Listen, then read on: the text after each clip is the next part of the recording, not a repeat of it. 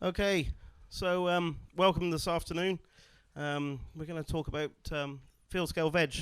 Thankfully, I haven't got to talk too much this afternoon, so I'm just the chair, which is rather fortunate. But we've got four great speakers, and I'm really proud to be chairing this.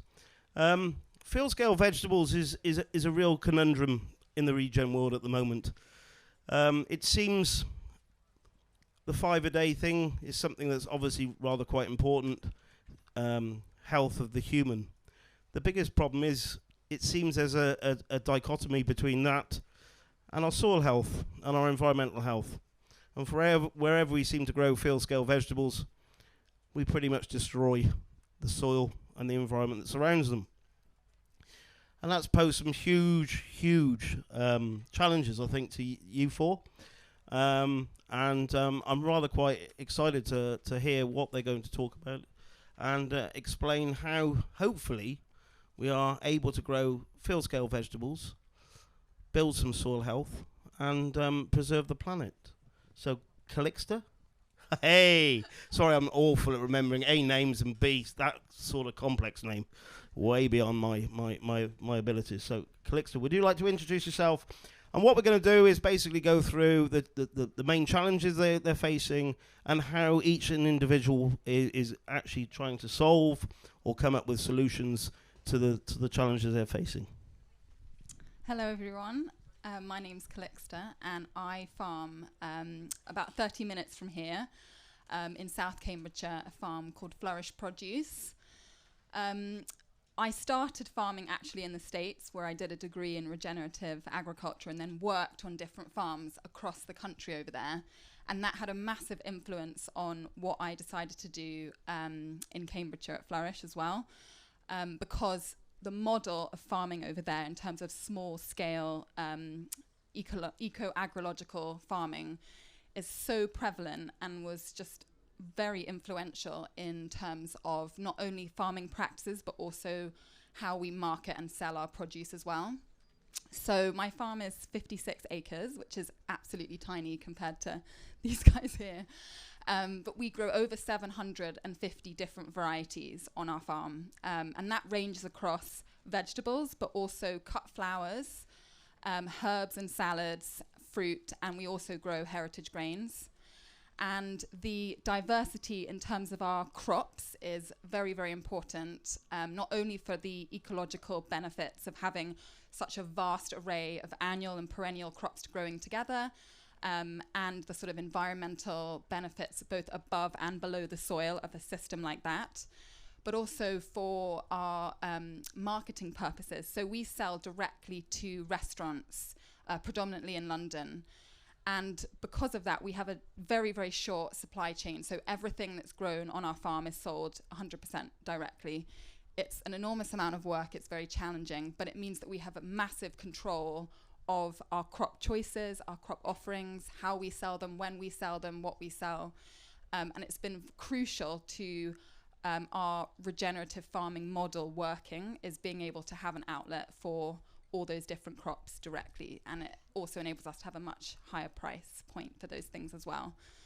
I think over the 6 years that I've been farming, we've seen massive increases in soil health just through observation alone, but there have also been challenges to the system that we're doing. Predominantly, I'd say just weather issues. With such a diverse system, it's very hard to sort of meet the needs of every single crop if it's extreme drought or massive cold snaps, which again can be a real challenge. But I think the other thing is also the labor with such a complex system. Just the manual labor necessary, the management labor for something that's so diverse is something that we're struggling with, but hopefully sort of getting there eventually. Awesome. I think the easiest thing to do is just go on and then we'll come up with some questions and things like that first. Harry, do you want to explain who you are and what you do? Yeah, thanks, Ben. My name's Harry. I work at Cams Farms Growers, about half an hour further north than Calixta, just outside Ely in the Cambridgeshire Fens. Again, very unlike Calixta, we are farming about 4,000 hectares, growing predominantly salads. The rotation also has about 1,000 hectares of wheat and barley. We grow maize and then we have other bits of root vegetables, potatoes, and some organics in the system. So one of the biggest challenges on the farm, as you can imagine, supplying to the supermarkets as opposed to supplying directly to our customers, is the fact that we're having to harvest in all weather conditions all the way through the summer, cutting somewhere near to 750,000 heads of salad a day, planting 1 million heads of lettuce a day. And as you can imagine, when you're running 6 to 8 harvest rigs weighing about 50 tons per rig, the amount of compaction can be enormous. And so the amount of alleviation that we need to do of that compaction through cultivation is one of the big challenges that we've got when we're moving towards a regenerative model. Previously, all of that land, or the vast majority of that, would have been ploughed every year. One of the big successes that we've managed to have is the fact that we've moved away from a ploughing model to a model based on a low disturbance subsoiling system, and then trying to maintain that middle zone of structure all the way through, and then just using cultivation to cultivate the top sort of 2 or 3 inches to produce the seed beds that we need in order to plant salads. So the soils that we're working on are ranging anything from 2% organic matter sands all the way to about 75% organic matter deep peats within a geographic mile of each other. So the range of soils that we're growing on is vast. Each of those soils has its own challenges. One of the big ones, therefore, is the fact that we have a massive weed burden because of the organic nature of our soils. So another of the massive successes that we've had is in cover cropping. So we moved from growing about half a hectare of single species cover crop in 2015 to now cover cropping about 2,500 hectares of land the winter just gone. And if you include the winter cereals that we grow, of the 4,000 hectares that we're on, we only had about 40 hectares that was over winter ploughed. So keeping those soils covered is a huge part of what we're trying to do. The biggest success I think that we've had is actually not just any of those single operations or actions in isolation, but actually understanding how those interact with one another. So understanding that the reduction in cultivation, we have to find a way of maintaining the structure so those soils don't get heavy and slump, and making sure that we're cover cropping immediately after cultivating. So having gone from a system where in a year we would have had about 140 days of bare ground 6 or 7 years ago, to now trying to have fewer than 50 in any average year. So I think those are the two big successes, and everything we do is based on the correct application of the principles that we all know that Groundswell and regenerative agriculture stands for.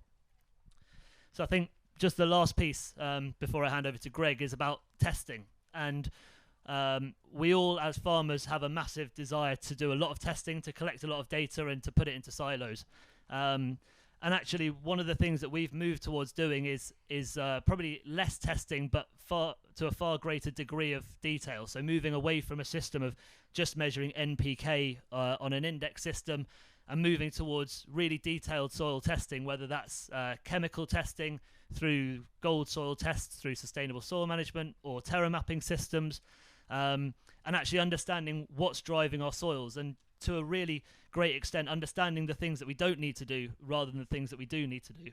And I think that's been one of the major steps forward for the farm. And we've realised that actually in almost all of the cases we don't really have a nutritional deficiency, and everyone in veg says that the whole system is based on massive applications of fertiliser. In a lot of instances the total bank of nutrients that we're working on is vast, and what we actually have is in a lot of places a biological lack of diversity, a lack of abundance. And so moving towards just being confident in applying biology to solubilize a lot of nutrition that our soils are so rich in has massive benefits to the farm and massive opportunities to move forward. So the last sort of anecdote that I have before I hand over is that we've moved towards, with Ben's help, a massive Johnson Sioux operation at a huge scale of, rather than building one IBC based on the 4,000 hectares that we're on, we thought we'd build 40. It worked quite well. The harvest rigs could tell the field, the treatments to the line without having any visibility of where those trials were in the field. So we just built another 40. So we're now at 80 IBCs worth of Johnson Sioux, maturing for 400 days. For those of you who are staying tomorrow, go and have a look at our Johnson Sioux IBCs. I think they're somewhere wherever the sustainable soil management tent is.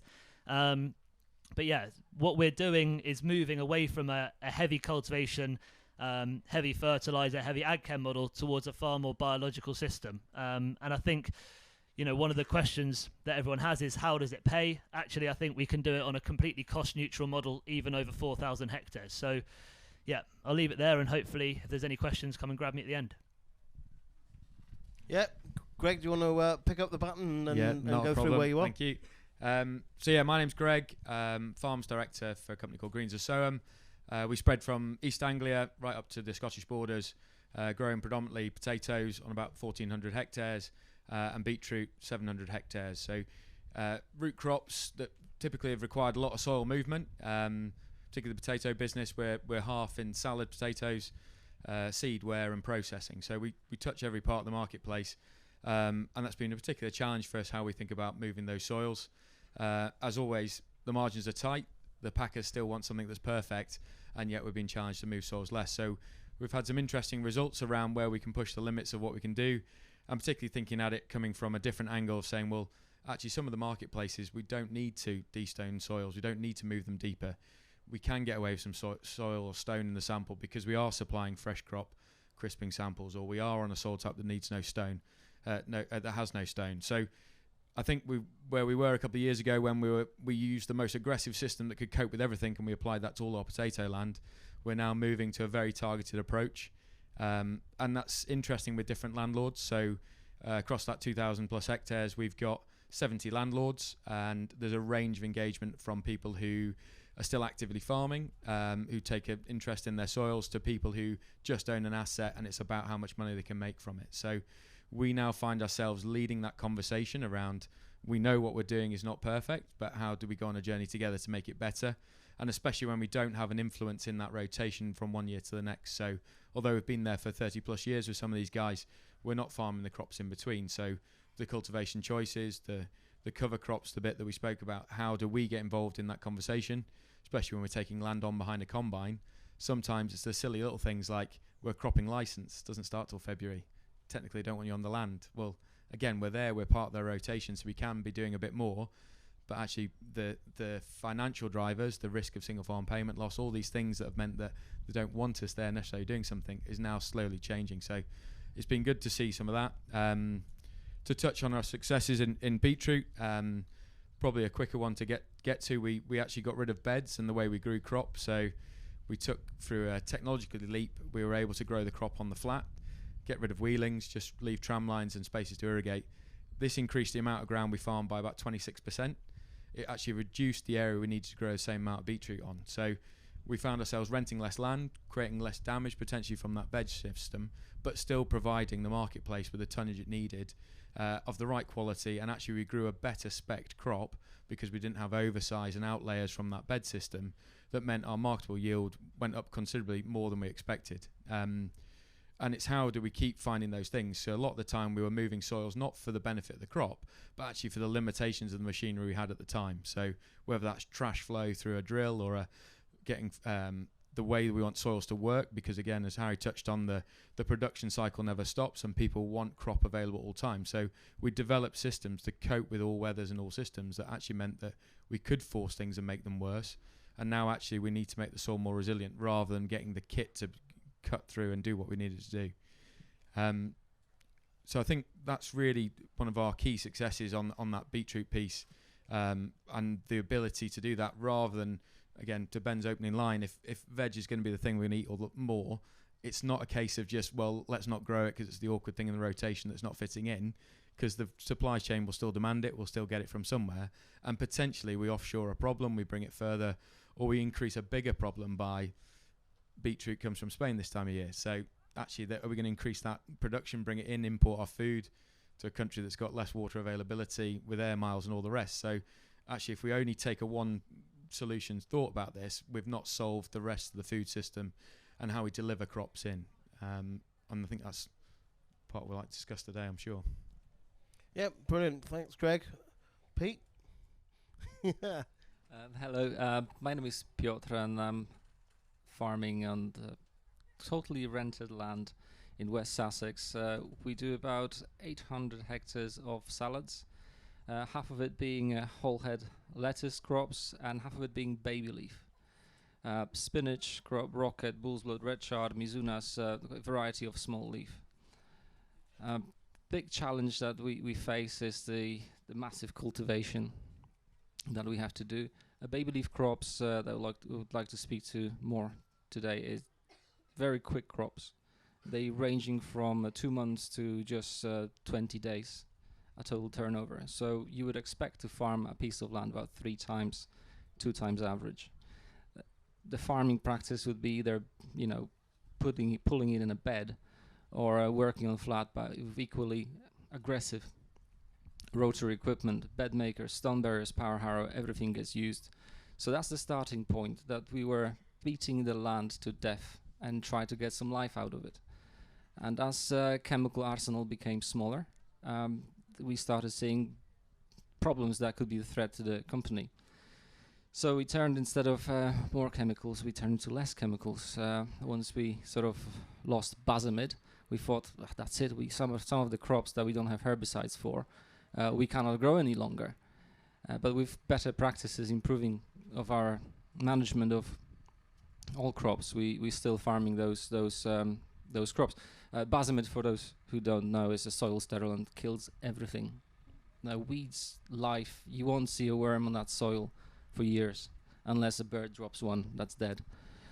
That's was our start. We thought, well, this is not sustainable. We are really threatened. We've got lented land that we cannot invest into.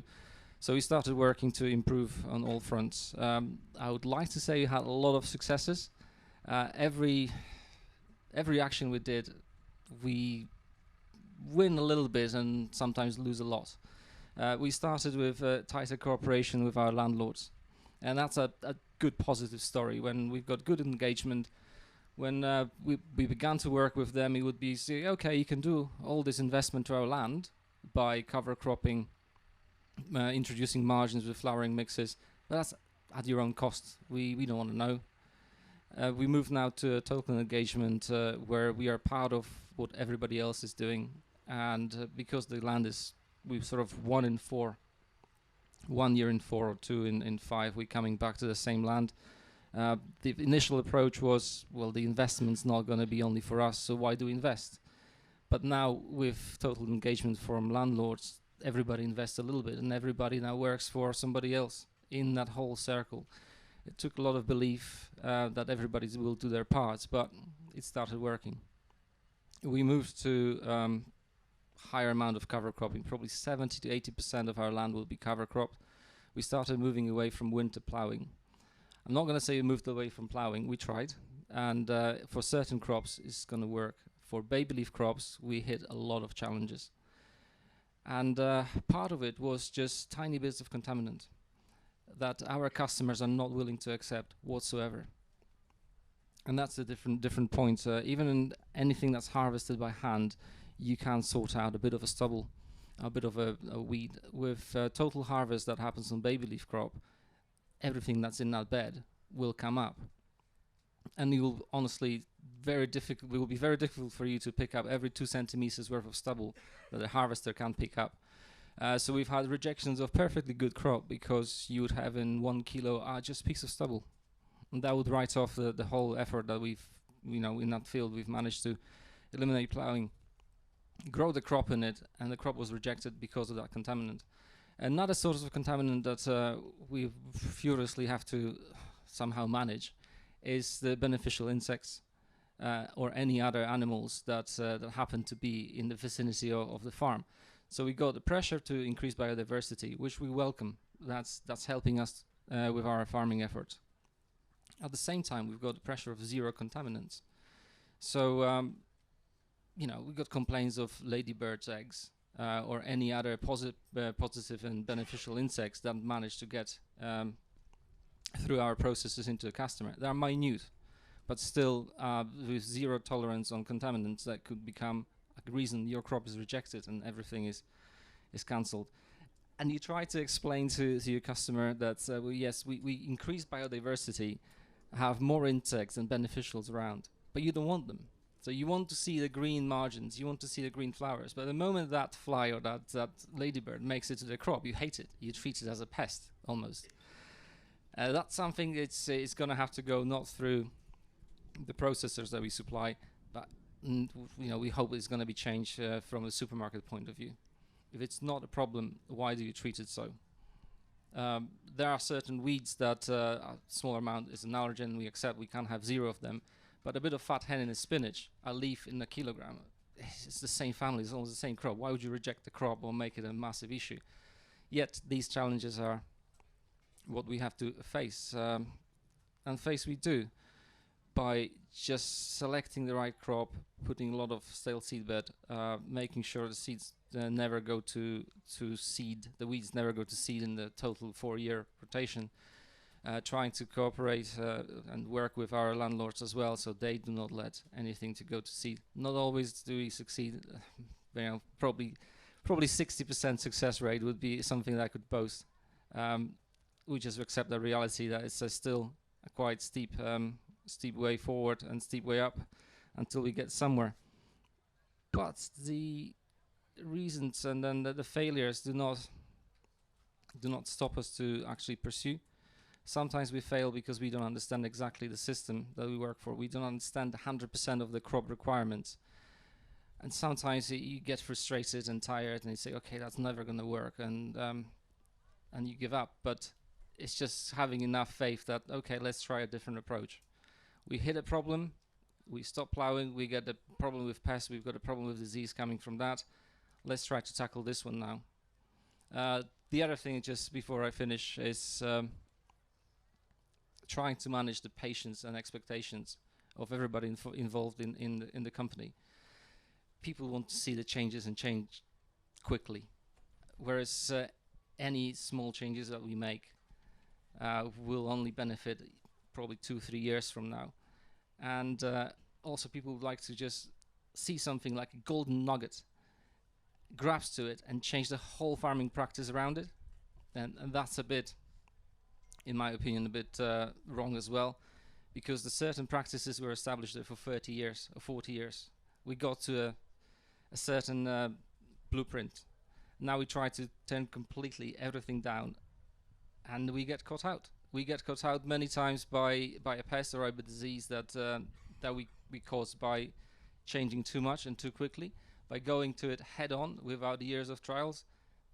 Patience in this case is definitely a virtue that we just need to know that trial first, make sure it works, then crack on with it. Because sometimes, and I've seen it before, we see something that works, we reckon, oh, it worked that year, it's going to work next year, we jump onto it and it's a massive failure, and we backpedal as fast as we can. So having that is, I think as a company we grew to understand that and not be discouraged by some failures and not go ahead too quickly. Thank you. Thanks, mate. The word, the phrase, the food system is broken, is something that I hear all the time. The food system is broken. Now, interesting enough, and I'd like your opinions on this. Somebody like yourself, Calixta, who's selling direct to chefs, put huge value on nutrient density, on quality, on individual in terms of they're not looking for uniformity of every single thing you're growing. They appreciate that in actual fact different things will grow in a different way. However, the flavours and all that sort of thing that combine with that, and of course the nutrient density is something they place value on and are happy to pay for it. Yet what we're seeing in the supermarkets is uniformity.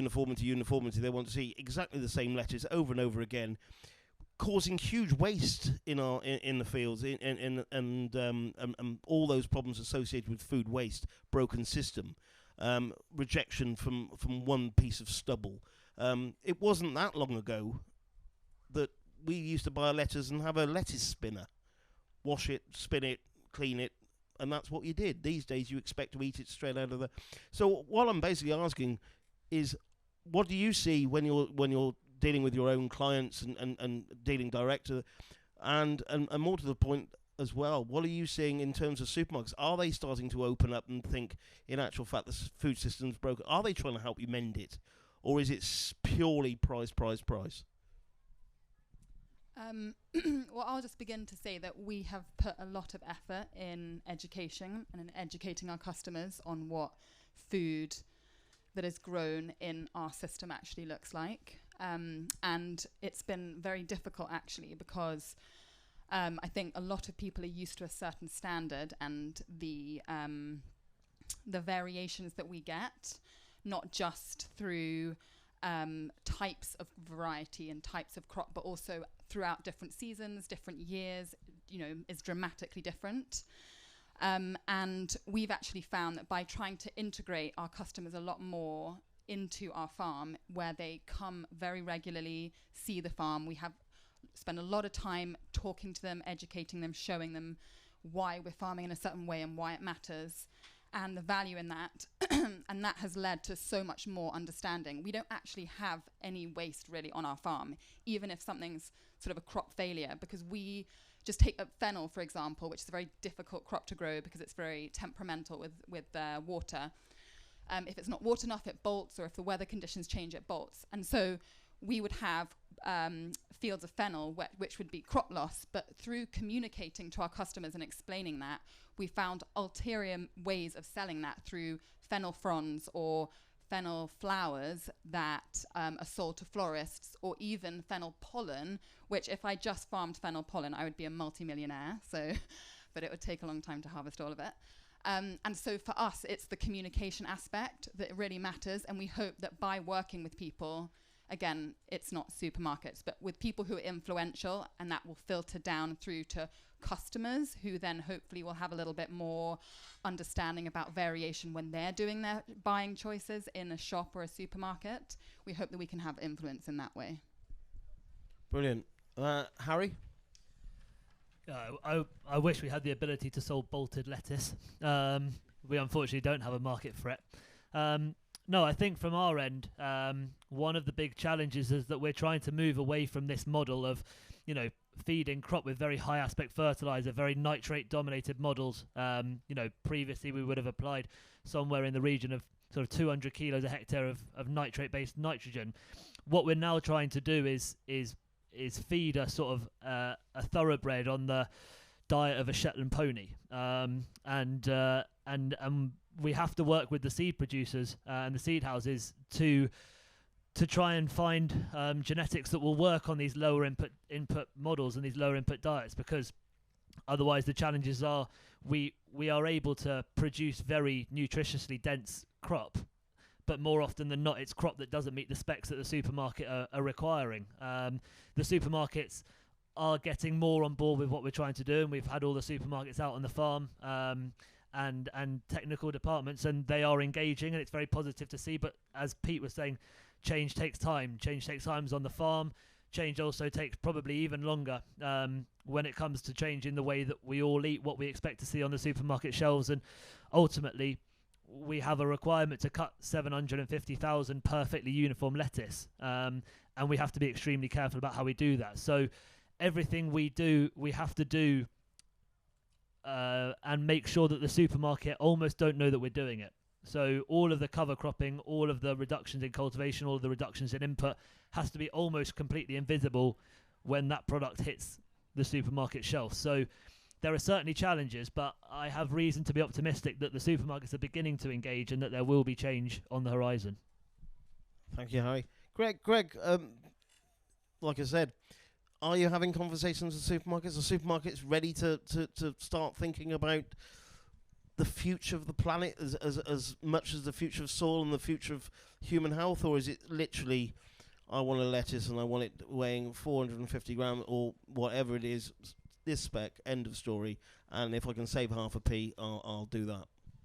I think the challenge is it comes as a prerequisite alongside the backdrop of food inflation and costs and uniformity. People still expect, and again, their world is judged on complaints. So if you put something in front of them that looks different to something else, and somebody complains about it, then that's a black mark. Or again, they benchmark each other by walking around and seeing what produce looks like. So unless we give another thing to measure things by, and unless we're able to label food with nutrient density on the label so that people can go in and understand that, okay, it looks different, but actually it's better for me because I've got more information about that product, or you scan a QR code, or you learn something about the food that's on the shelf, we're only giving people the ability to visually compare food at the moment. So unless you've educated your individual customer, which would take me an awful long time to go meet all the people that eat our salad potatoes and talk to them all about why they should buy one variety over another, because it's either going to be more sustainable, we can grow more of it, and we're still growing varieties that have been on the market for 40 years plus now. Maris Pear is a salad,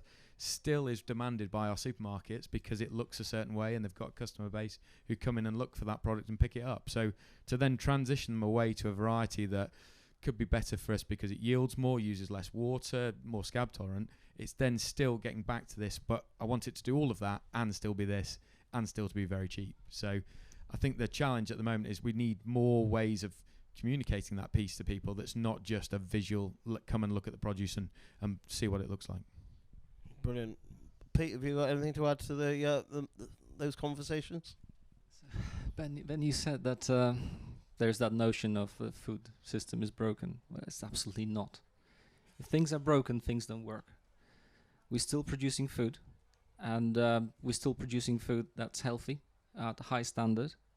I think the system is challenged from all the aspects that we just discussed, but it's not broke. It just needs to be swayed in the right direction. I agree that sometimes we think of ourselves as not farmers, just miners. And we look at the input into the soil, we look what we take out and think, well, the balance sheet doesn't agree here. We are, having detriment effect on the soil. We've been taking out. We've been mining the soil for nutrients or for life. We can reverse that. It will take time. We can't just stop and do something else immediately, because then we're going to have a system that doesn't produce food on the table and doesn't put the salads or any other vegetable where it needs to be, so on customer's table. And sometimes you've got challenging days, and it may be a bit, I don't know, pathetic what I say, but the prices is being challenged and everything else is not going right your way. But you take a bit of pride of putting affordable food on somebody's table.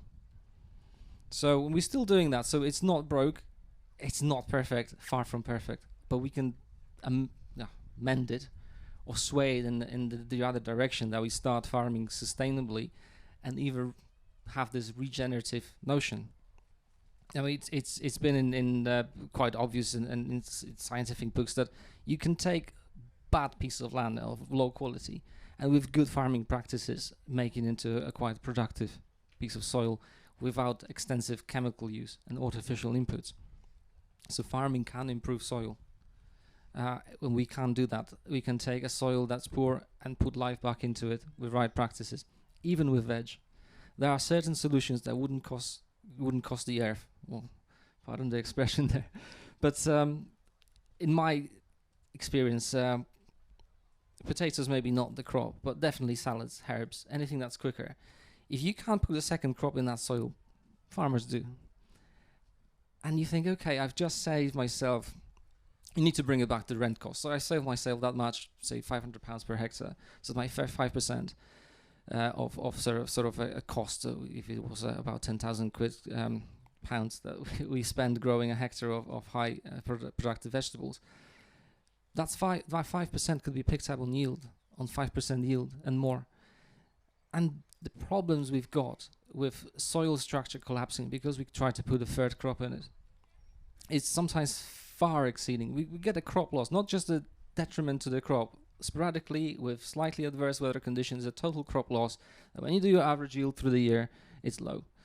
We need to save ourselves in a way that actually I can lift my yield by having constant spot yield or average productive yield and just eliminate those failures. And we suffer failures because our soils and our systems are not resilient because we made them so. But in answer to your question, I don't think it's broke. There's still food on the table. We still make it happen. We just need to change practices slowly but surely into the right way. Yep, thank you very much. there's 5 principles of regen ag, or 6 if you add context. We've kind of discussed living root, soil armour, diversity. There is, of course, one thing we haven't touched on at all, and that's the integration of livestock. Does it work in a veg or salad production? Can we integrate livestock? Let's go in the same order. Let's see how we get on. Well, we do have livestock on our farm. Initially, we used working horses, so that was the animal aspect for our operation. We've now graduated to tractors. But we have an amazing relationship with a neighbouring shepherd who mob grazes our fields with his flock of sheep. And our rotation has 2 years of green manures, then 2 years of cash crops. And so he grazes his sheep on the 2 years of green manure, but also during the winter of our veg, when we've finished harvest and the undersown clover mix is ready, he'll graze on that too. And we've seen it work really, really well at our scale with that relationship. We're very grateful to not have to actually look after the sheep ourselves, because we're already working 1 million hours a day. So it's nice to have that partnership with someone else who gets the benefits of grazing our land, and we have the benefits of the fertility. Yeah, I'd absolutely love to have more grazing on the land. We have the challenge that Pete was talking about earlier of contaminants, because we are what's known as grade 1 crop, so uncooked crop. We have one of the supermarkets who have a window of 18 months between any grazing sheep leaving the field and us being able to plant salads in that field, and 24 months for cattle. So the challenges that we have is that because of the regularity with which we grow salads as part of the rotation, there's only a very small proportion of our land that we are legally allowed to graze every year. We have grazed almost as much as we can do for the last 3 or 4 years.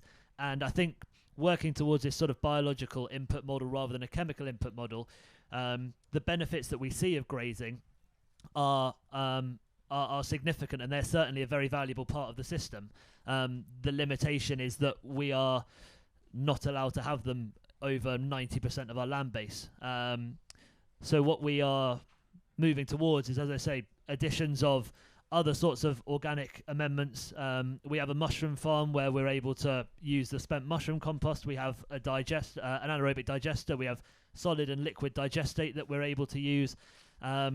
We are obviously have green waste on the farm that we're composting. We have Johnson Sioux. I think we're going to be introduced shortly to Bokashi.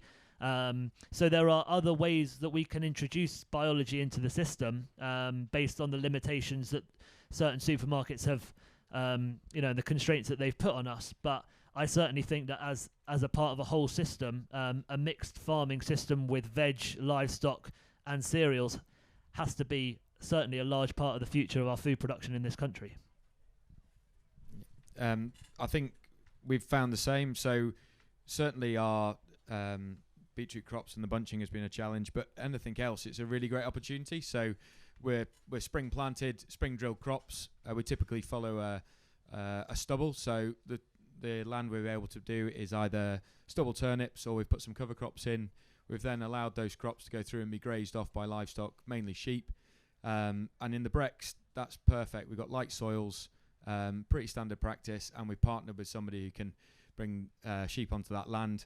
Quite often it was there already, and we've just worked together as between landlord, veg producer, and sheep farmer.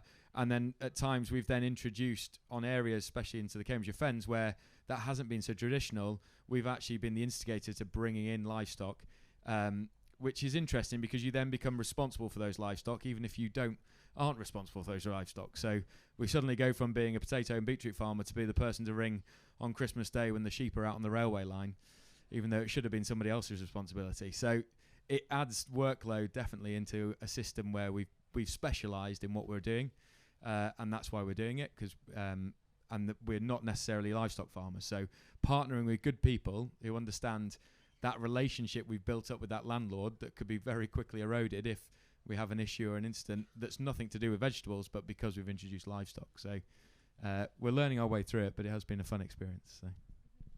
Yeah, it's really interesting. I don't know if Pete's got anything to add, but I'll just add something. It's really quite interesting that you're bringing sheep on to your into your systems.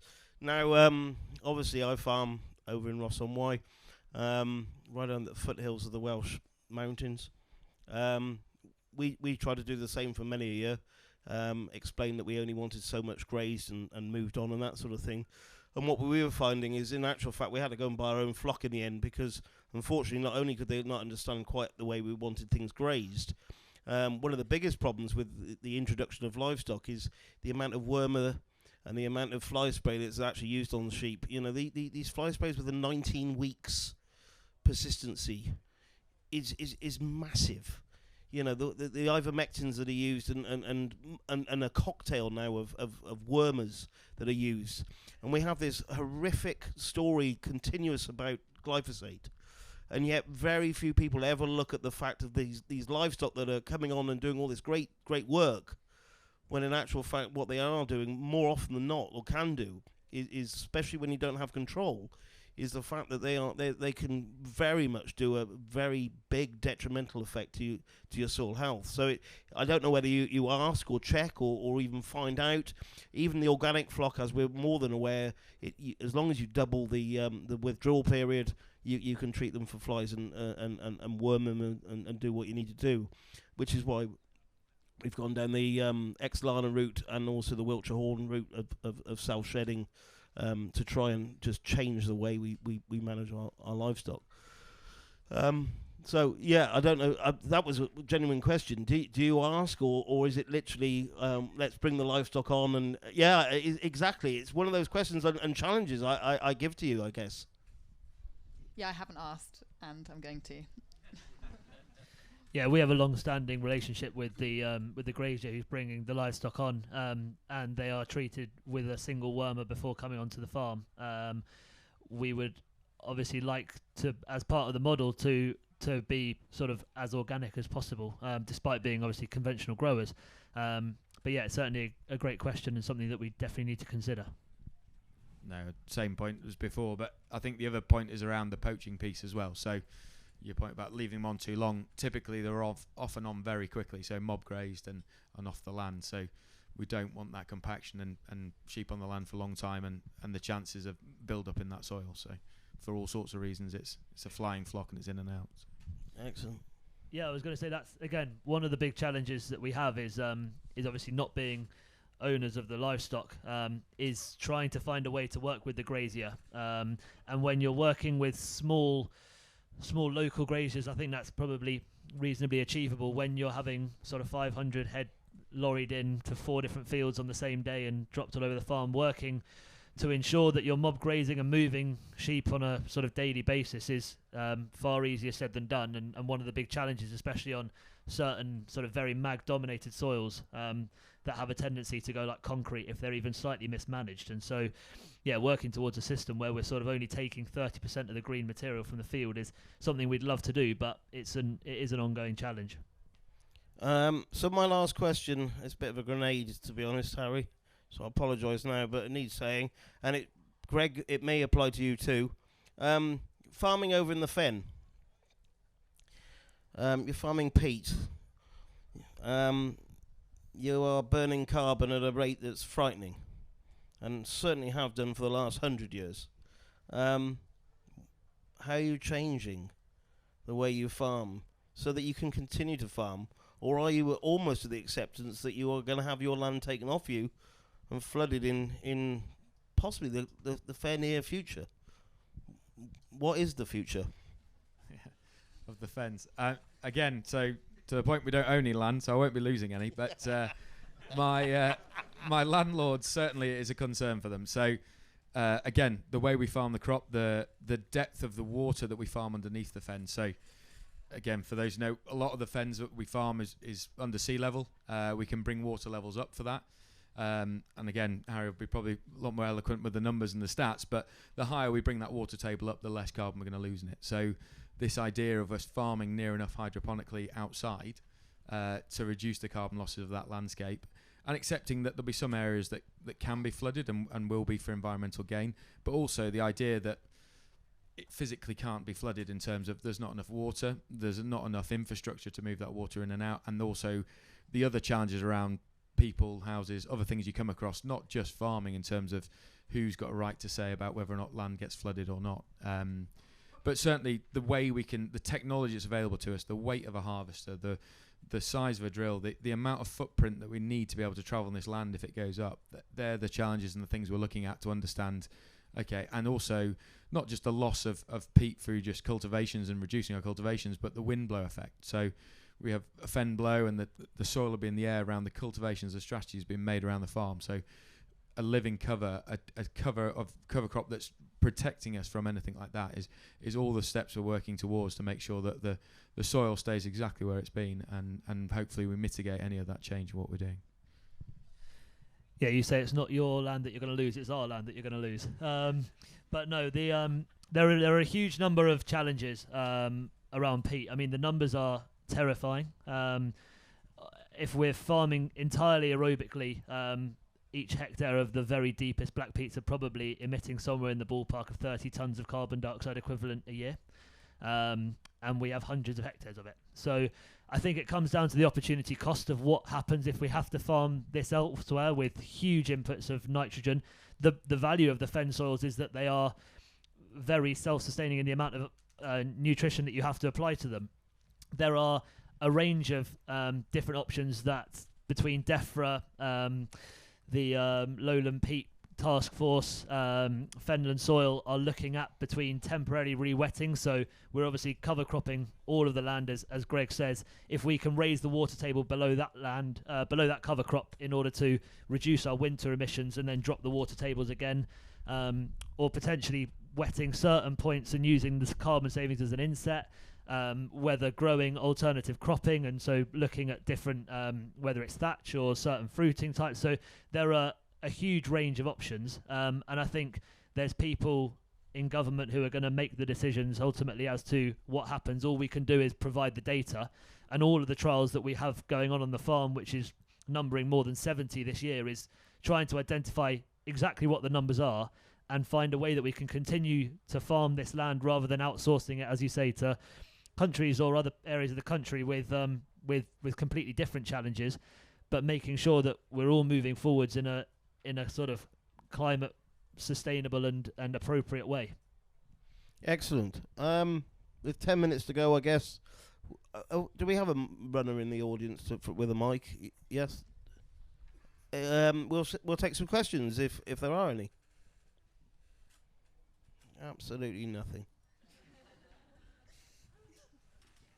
Oh yeah, there is.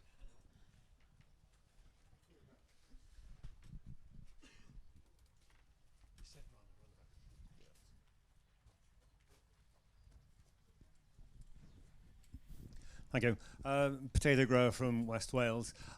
Just wondering, are we getting too hung up about getting rid of the plough, in the fact that when you see people going through with heavy cultivators to produce a stone-free seedbed for potatoes, and actually you both end up at the same place. You're probably doing the heavy cultivation maybe a day or two after I will have ploughed my land, but my land will have dried out in the meantime, so it's half a cultivation, a positive cultivation. Are we getting too hung up about the plough in the fact that it's maybe once every 6 or 7 years in the potato rotation, or is it something that we really need to look at?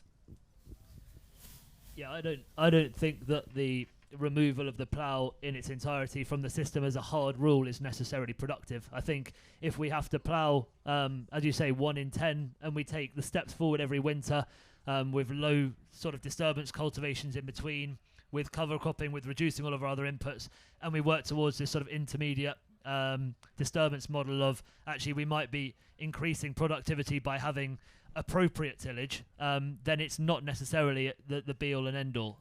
It's the removal of the plough as an annual starting point that we need to work towards. Yeah, I can kind of answer the potato question as well. We plant our potatoes commercially with one powered pass direct into cover crops. there's no need to plough. We have to look for the alternative solutions. It's not impossible. We plant ours, as I said, straight into cover crops. We plant them with a Johnson Sue extract, and we plant them with 4 companions. One machine, straight in, straight out potatoes. There are many methods and alternatives of actually thinking that we need to plough, bed form, bed till, de-stone, plant, and do everything we're doing and just assume that is the norm. That shouldn't be the norm, that should be the challenge. Anybody else? Hi. It was actually interesting to hear everything that's said, and I don't want to say this in the wrong way, but I do want to say that listening to it all, is size really everything? I know that that the idea is always monetarily driven, but if we're looking to change everything, which I completely get your answer with the ploughing and potatoes, is size really everything? When you look at everybody on that panel with the problems that you're facing, how much of it is a necessary problem? How much of it is literally greed rather than reality? That's a great question. I can step in there. When the margin of a lettuce is less than 1/4 of a pence, then unfortunately scale is everything, and that's what we've been driven to, and that is the problem.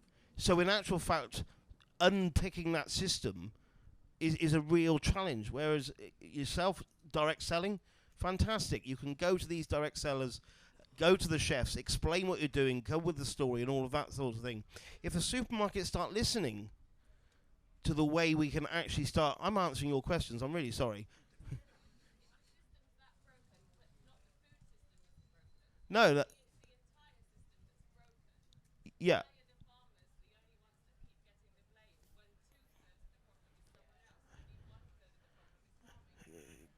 Precisely. Yeah, I think, as Ben says, the margins are so small. The supermarkets are ordering a quantity of lettuce for every week of the year, and someone has to provide it. And I think what Calixta's doing, as Ben said, is fantastic, and supplying direct to chefs, direct to veg boxes is amazing.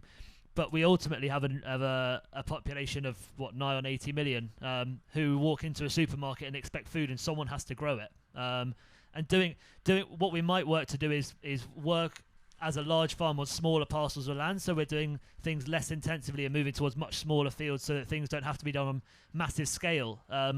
But the challenge is that when the supermarkets demand that quantity of veg, someone has to grow it.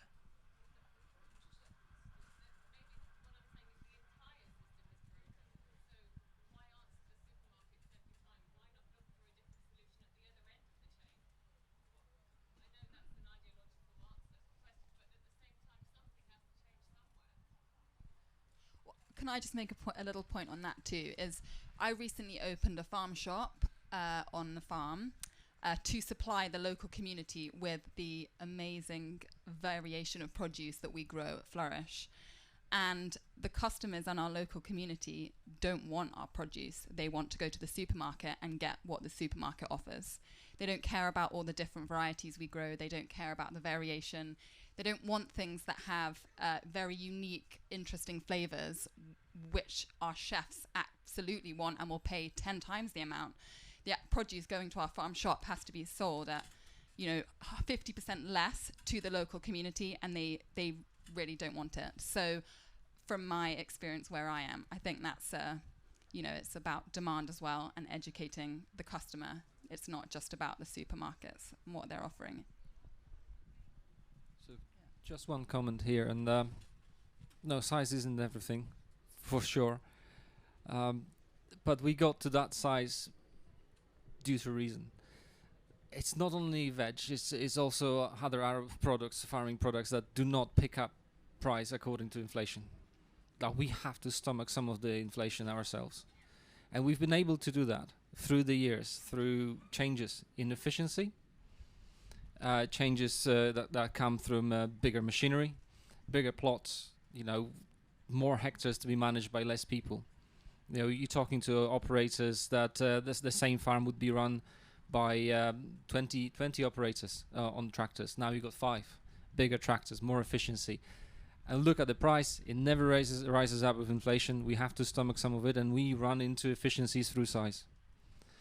So to make sure that the price of the food is not growing too high. Some of the personal experience coming from Poland, farming in Poland was small farms 20 years ago, and after joining European Union, small farms started dropping off very quickly. Probably the type of farming that was there, and rather than just the size. But the huge difference that was there, that smaller farms were more environmentally friendly. Creating massive farms increased pollution immediately. And it happens in the UK, just not everybody is aware of that. I'm not attacking big farms, but everybody knows certain pollution incidents. When it happens on a big scale, it's got a massive impact. But the price and the efficiency of food improved, and big farms are more competitive to provide that mass amount of tonnage of cheaper food. And the price of food is key to everybody. You know, if the price of food goes up by 10, 20, 30%, the whole economy is going to suffer, because that's the first thing you have to buy, and your disposable incomes go straight away and hurts the whole economy. So size isn't everything, but we got there just because we have to keep the price of food, due to other pressures, lower. Thanks, Pete. I think the biggest thing is to bring back food education in school, and start with our literally at nursery education, and start actually explaining the quality, the reasons why food is grown, and to make that connection all the way up through. And then when we actually start purchasing it as adults, we actually seek out. So we have to start somewhere and start now. I'm a big fan of that, if I'm honest, and that will change the system. At the moment, there's still no GCSE in food farming environment. There needs these sort of qualifications, as far as I'm concerned, to really bring people on board and start realising where their food comes from, how it's produced, and why it's produced in the way it is. And I think that'll ultimately drive massive changes. One last question. Oh, 2 last questions.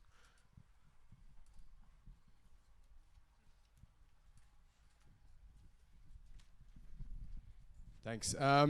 Massive fan of the regenerative journey and all of that, but there's something that I think has been kind of widely under-addressed in this session, and I'd just like to pose a question. What is the role of glyphosate specifically in regenerative agriculture? How long have you got? I just think we can't really have this conversation without at least bringing that up, because all of the things that have been mentioned are positive steps in the right direction, and we obviously can't switch overnight, but I also don't think it's necessarily reasonable to leave it completely unaddressed, at least to a certain extent. I kind of come back to you with the question, why glyphosate? I think just because it's a simple way to ask the question. Yeah, but okay. if you want me to say pesticides or agrochemicals or other things that are detrimental to human health as endocrine blockers, I mean, as broad as you want to, other chemicals that you want to loop under the same. Yeah. Just for the simplicity of asking the question. Why chemicals? Why chemicals? Again, mic's still on. Yeah, there you go.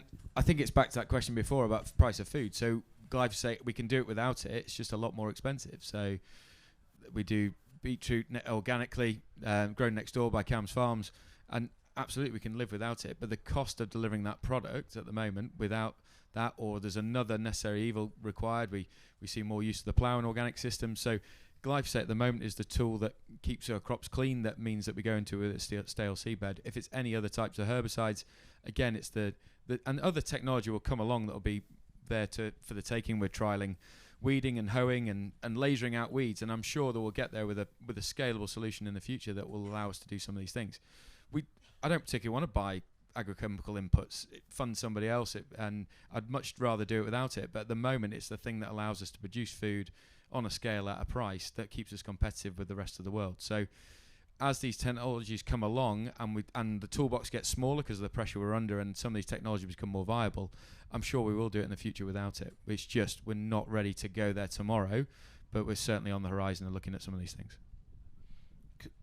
Are you spraying anything at all? Let's ask the question. No, I'd spray absolutely nothing other than seaweed and nettle teas.